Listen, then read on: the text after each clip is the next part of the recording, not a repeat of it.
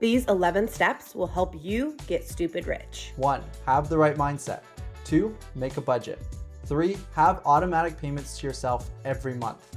4. At least 1 month cash reserves. 5. Max your employer savings match. 6. Pay off debt over 7%. 7. Increase your income. 8. Own a home. 9. Max out your retirement account. 10. Invest in a taxable investment account. 11.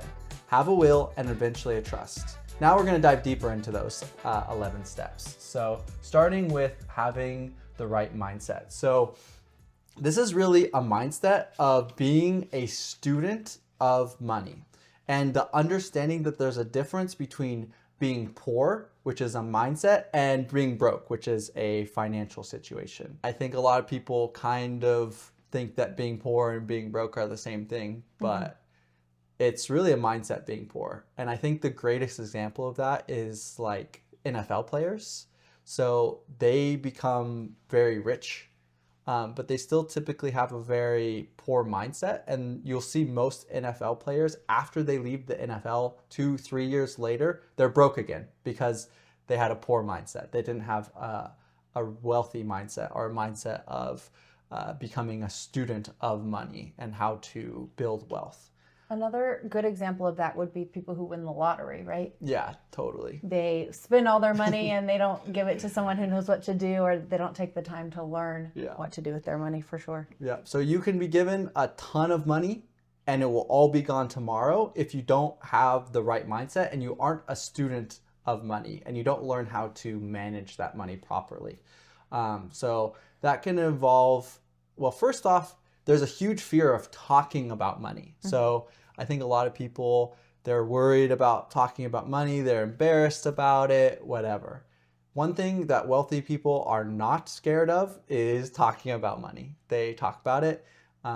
There's so many podcasts now of wealthy people, and they'll just get on and they'll say, I made this X $1 million investment and it went to zero. Or, so you just have to get over the fear of talking about money. You have to face money. You have to look at it face to face. If you're never willing to talk about it, you're not going to become a good student of money, right? If you're not willing to talk and discuss. There's so many good resources now, so you can listen to so many super, super smart, wealthy people talk about money. Listen to Elon Musk talk about entrepreneurship. Listen to Brian Buffini talk about real estate investing and finances. Listen to the All In Pod. Listen to Dave Ramsey. He has so many great resources, YouTube videos, all talking about how to manage your money properly. And a lot of these steps come from these people. So, yeah. Do you think that one reason that people don't like talking about money is because there is this stigma around bad rich people? Yeah, definitely. I think that is probably one of the biggest aspects of the poor mindset is the idea that being rich is bad.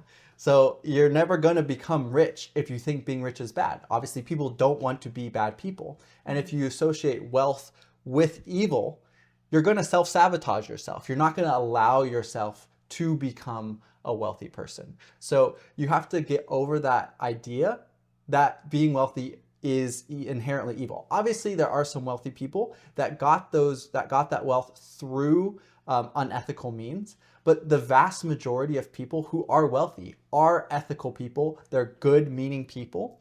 And fundamentally, the way you build wealth is by providing value to other people. The way you get other people's money, unless you're obviously stealing it from them, which is not the case for most people, is they're giving it to you willingly. And the reason they're giving it to you willingly is because you're providing some kind of value to them. So the people with the most wealth are providing the most value to other people. Yeah. So yeah, just that understanding that to become wealthy, you have to be doing good for other people.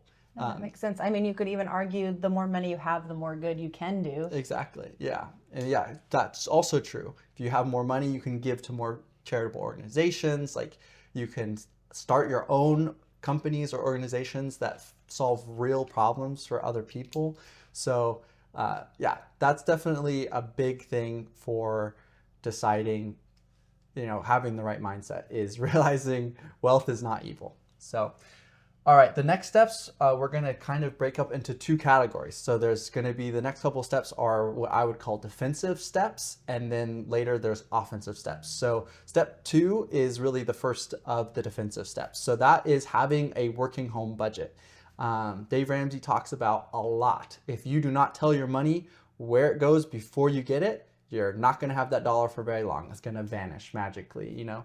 So I personally use You Need a Budget. We're not sponsored by them. I just truly think it's a really good app. It does cost money every single month, but you know, we're already paying for a Netflix subscription. You're paying for a YouTube subscription. You're paying for a Spotify subscription. This is the best subscription out of all of those. It's a subscription for something that helps you manage your money, to tell your money where it's going. It's kind of like envelope investing. Have you heard of that? Yeah, from Dave Ramsey. Yeah, exactly. Having everything in cash in an envelope, and you can only spend what is in that envelope for the month. Exactly. Obviously, most people don't really use cash anymore, so that's why an app like You Need a Budget works super well. It's basically a digital envelope system for spending your money. When you get your paycheck, you allocate it to your bills, to necessary spending like groceries, and then you can, if you have left over, that's where you can pay yourself. And you can pay for fun things like going to the movies or whatever. And that leads right into our third step, which is after you make your budget and you see how much you have left over, after you're paying your bills, after you're paying for your groceries and stuff, you have to set up an automatic withdrawal every month where you pay yourself. You're paying your landlord, you're paying the grocery store. You need to pay yourself every single month, even if that's starting with $10. You know, it needs to be something to start accumulating that savings. You need to be paying yourself for it first. So this is super, super important. And you can't really know how much you can pay yourself until you have a budget and you know where your money is going. So I know that, like, obviously you can be paying yourself into your savings, but how do you kind of stop yourself from using your savings? How do you set yourself up for success there, where it might be like, oh, well, I want to have fun, I want to go to the movies, let me just pull this money out of my savings so I can do that. Like, how do you ensure that you aren't doing that, because then you're not building anything up? Yeah. So, I mean, that plays into our first two steps, right? Which is having the right mindset. So if you don't have a serious mindset about, you know, being strict on yourself about your spending, if you don't have the right mindset, you're never going to be able to advance, right? So you have to have the mindset that occasionally, even if you want to go to the movies, you have to tell yourself no, because playing into the second step, your budget doesn't allow it. You don't have the money to do that. So you have to be hard on yourself. So it may make some uncomfortable situations where your friends say, hey, let's go to the movies. And you have to say, I literally don't have the money. So you're acknowledging that you're broke, but you do not have a poor mindset, which is a huge difference. And that's the start, right? Yeah. So, and if you start budgeting, you can start allocating money after you pay yourself to doing fun things like going to the movies. And then you can go to the movies and not being like, oh, am I going to be able to pay rent this month because I'm going to the movies? You can go guilt-free. So it's going to make those experiences even more enjoyable when you know you truly have the money there because you're budgeting your money. So yeah, step 1, mindset. Step 2, working home budget. Step 3, automatic withdrawals. So you pay yourself every month. So once you start accumulating some money in your savings, the fourth step is to get that to 1 month's reserve. So that's 1 month of living expenses in cash. So that's basically an emergency fund of 1 month. You can do this up to 6 months, depending on your risk tolerance. So say you have a family, you have a mortgage payment, you may want to do that a couple more months. But if you're young, you're living at home, or you know, you're renting a place, you may just want to have 1 month and you want to be as aggressive as you can, putting all of that money in the stock market and towards other things. So, and those we'll outline in future steps. The next step, the fifth step, is your 401k employer match, at least here in the US. If your employer offers a 401k match or a savings account match, you want to max that out. Because every dollar you put in there that your employer matches, that's an instant 100% return on your investment. There's nothing like that. Nowhere else can you get a guaranteed 100% return on your investment. What if you don't have a 401k? What should you do then? Yeah, so if your employer doesn't have a 401k or offer any kind of savings match or investment match, you just skip this step. It doesn't apply to you. Yeah. All right, and the sixth step and the last defensive step is paying off consumer debt, high interest debt. And we here at How to Invest channel view high interest debt. Some people will say 4%, 5%. We say 7%. The S&P has averaged 8.8% or something over the last 150 years. So literally you could pay $1 to knock out 7% interest debt, or you can put that $1 into the S&P 500 and make 8%. So you're actually making an arbitrage or a difference of 1%. So you're actually making more money just putting the money into the S&P 500 than you would save by paying off debt over or under 7%. Now, obviously, if it starts to get over 7%, 8%, 9%, you should pay that off first, and that's what this step is. So any debts over 7%, you should be paying that off, because now you're starting to get into a territory where you're not really sure you can actually get a better return for your money in the stock market than paying off that debt for sure. So, and this is only, don't pay it off early. You should continue obviously, if you have a 4% debt that has a recurring payment, maybe for your car or something, you need to be making that payment every month. Don't lose your car. Yeah. And that is part of the budgeting, right? So that should be in your budget, that you have the money there every single month for making that car payment, etc. But yeah, if that debt is over 7%, you should start allocating your extra money every month towards paying down that debt. So that's the last defensive step. Now we're moving into the offensive step. So now we're not playing defense anymore. Now we're playing offense. We're really gunning for it. So the defensive steps are really to make sure you don't fall off the tracks. These are the steps to make sure you don't completely screw something up, or you're left in a situation where you can't get by month to month. These next steps, these steps are about making money. These are really the steps that start building a lot of wealth, that really make you rich. The defensive steps are just to make like guardrails, basically, you can think of. So as you go down after these offensive steps, you don't have, your goal They're open. almost habits that you need to build up Yeah. in order to do your offensive steps. Because if you don't have a good defense, your offense is going to struggle. Yeah, it could completely derail your offense. Unexpected payment on your car, and then now you're having to cash out all of your investment accounts in order to pay for a car payment so you can continue to get to work. That's just not a good situation. Yeah. It's going to make you have a much shorter, it's not going to allow you to have the long-term mindset that you should have when you're investing, doing these offensive steps. So the seventh step is increasing your income. This is a simple one. I think it's super overlooked. If you're at a company, there's probably someone at that company that's getting paid more than you. There's promotions to be had. If there's not vertical movement available at your company, look for a new job. Spend the time to look at other job opportunities that are in your career field. If you have a business, invest in growing your business. $1 invested in that could yield 50% returns on that dollar, whereas investing in a business on the stock market, you might be able to get 20, 30%. So yeah, invest in yourself, invest in your career, increase your personal income, get a second job, get a side hustle, something like that. All of those dollars that you earn are so much more valuable, because if you're already covering your basic living expenses, almost all of that you can use to invest. So those are really, really important to try to make sure you do this step. And some of these steps are going to be able to do, you're going to be able to do at the same time. So they aren't necessarily mutually exclusive, right? So you should keep in mind each of these steps, and maybe you can do one of the steps before you actually get to it.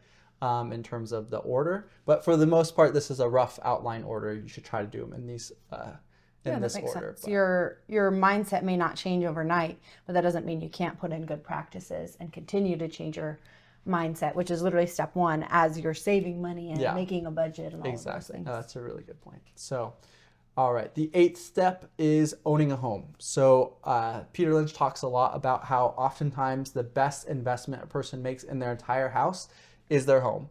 And it is a really good investment because it has a dual purpose. Not only is it an investment, it's also you have to live somewhere. So you get to live in your investment, which is a dual purpose. It's really, really useful. But I will have the caveat that you should only do this if you're going to live somewhere for a long time. So there's a lot of fees associated with purchasing a house. So you have to pay the realtor, you have to pay the title company, you have to pay the loan origination fee, you have to pay a home inspector. And a lot of those fees, they add up. And then also your early mortgage payments go a greater percentage of those mortgage payments goes towards interest. They don't actually pay off your principal. So there's a lot of fees that are associated with purchasing a home. So I don't know the exact amount of time. I think I've ran the calculation before. I want to say it's about 5 years, but I would say there's tons of good videos out there about deciding whether or not you should purchase a home or rent. So I would recommend watching some of those videos to decide if you'd rather if it's better for you to rent or to purchase your own home. So, but yeah, building homes great.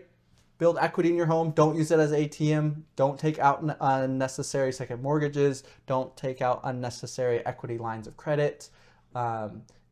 Paying into your home, building equity is a fantastic forced investment. You have to make that mortgage payment every month, and it has the dual use of giving you a place to live, which is fantastic, and everyone needs a place to live. Yeah.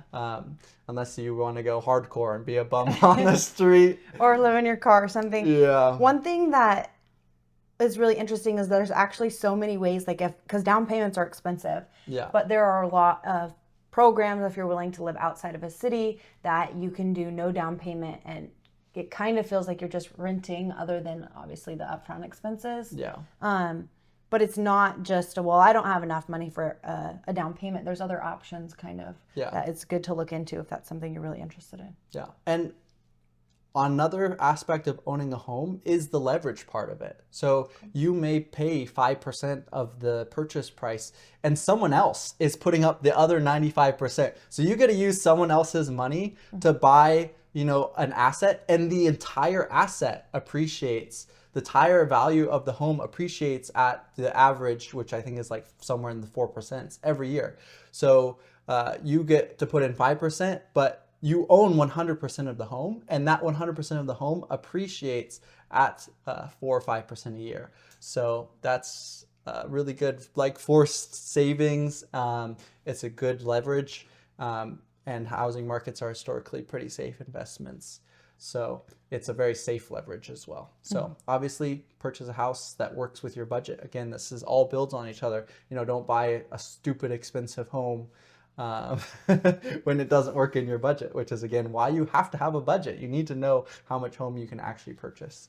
And then to save a down payment as well takes a long time. And if you're not budgeting the saving every month, paying yourself every month, this is a great example of what you could use your automatic payment to yourself every month for.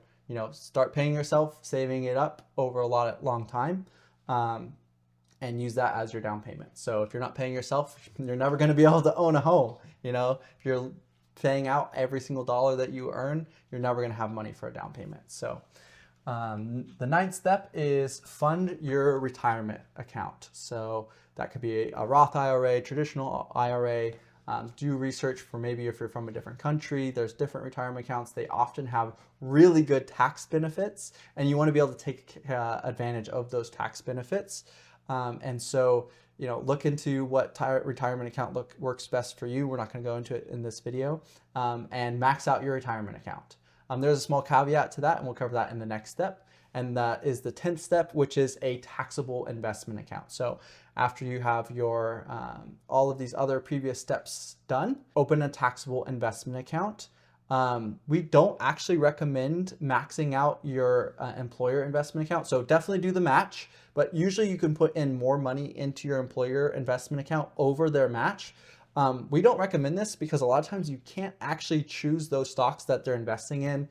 Oftentimes they're investing in just very, very conservative ETFs, which have high expense ratios.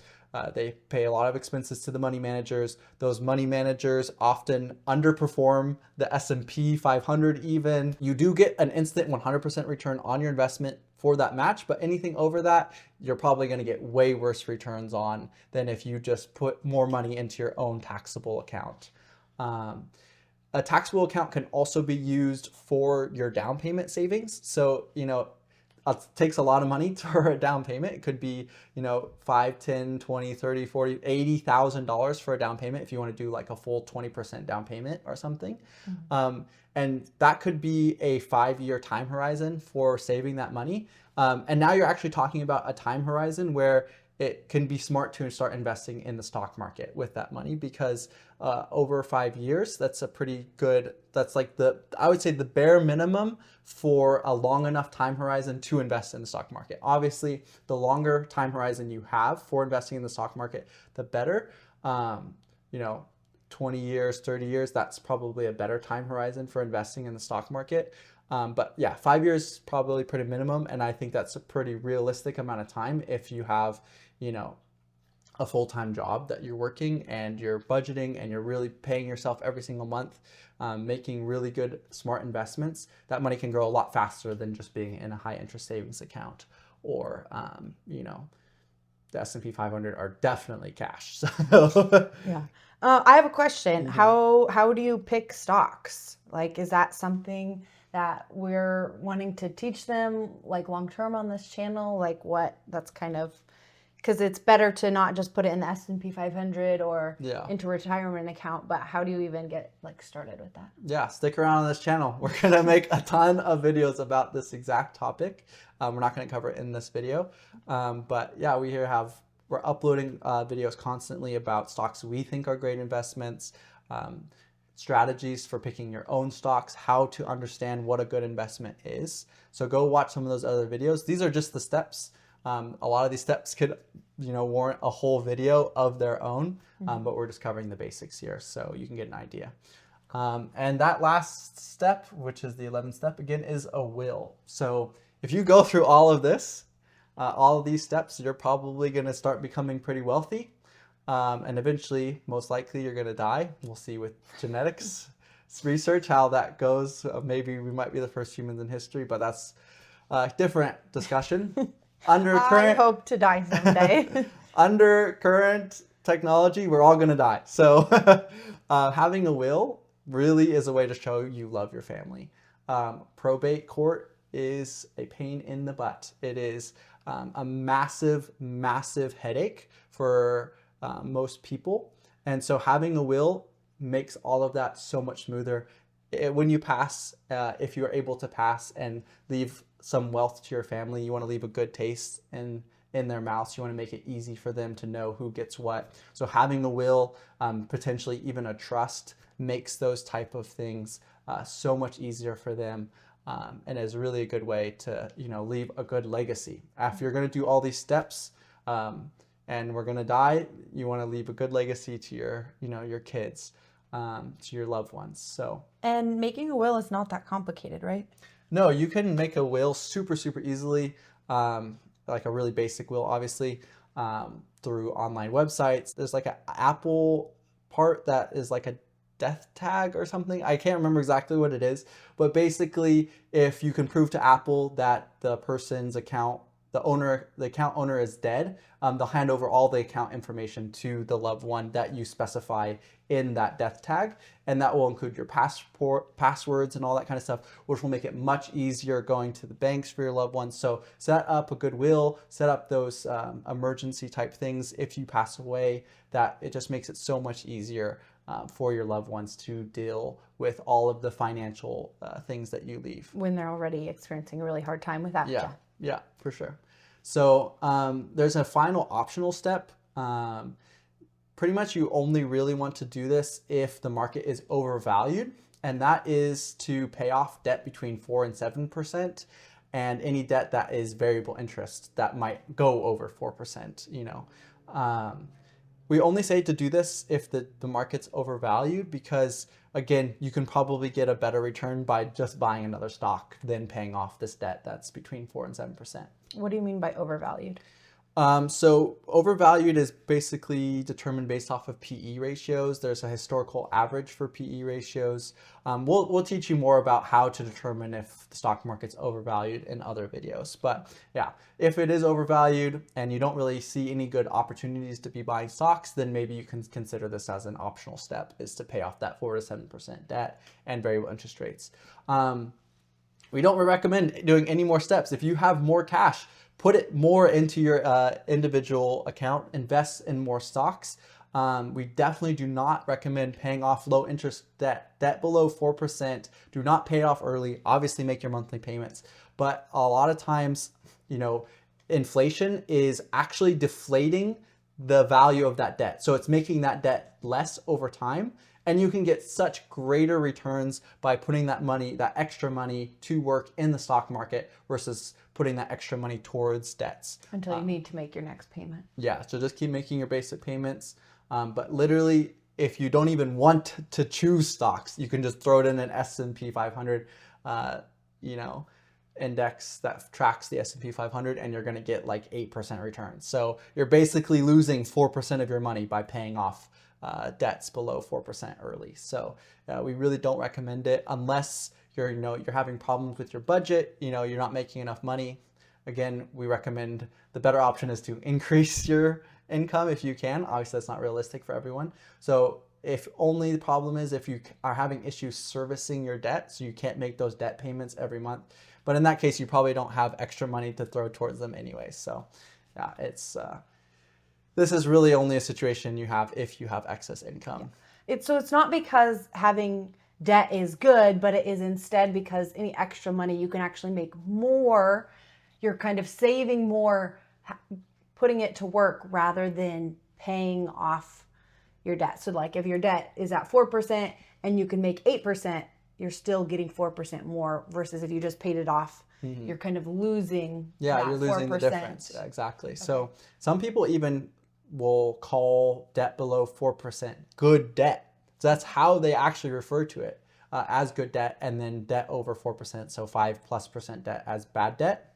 I would kind of draw the line, or we kind of draw the line here at this channel at 7%, because we do think you can learn how to consistently get well over 7%. And we're kind of using the benchmark of the S&P 500 return, which again, we kind of think is low. You can do far, far better than the S&P 500. So 7% might even still be conservative. If you really learn how to pick good stocks and good investments, you might be fine having debt at 12%. Again, you have to be able to make the monthly payment. And that's another whole discussion, is the quality of life of having to make, debt payments. I personally don't really like it. I try to keep my debts pretty minimal, if not non-existent. But that's a personal choice. If you really want to maximize your earning power, don't be paying off 7% or less debts, because you can almost most definitely make a higher return in the stock market. So yeah, those are the 11 steps. Again, that is step 1, having the right mindset. 2, making a budget. 3, have that automatic payment to yourself every month, even if it's $10, and just try to grow that number more and more. 4, have at least 1 month cash reserves. 5, max your employer savings match. 6, pay off debt over 7%. 7, increase your income. 8, owning a home. 9, maxing out your retirement account. 10, invest in a taxable investment account. And then 11, have a will and eventually a trust. So those are the 11 steps in order to becoming stupid rich. Thanks for watching. Yeah. Bye.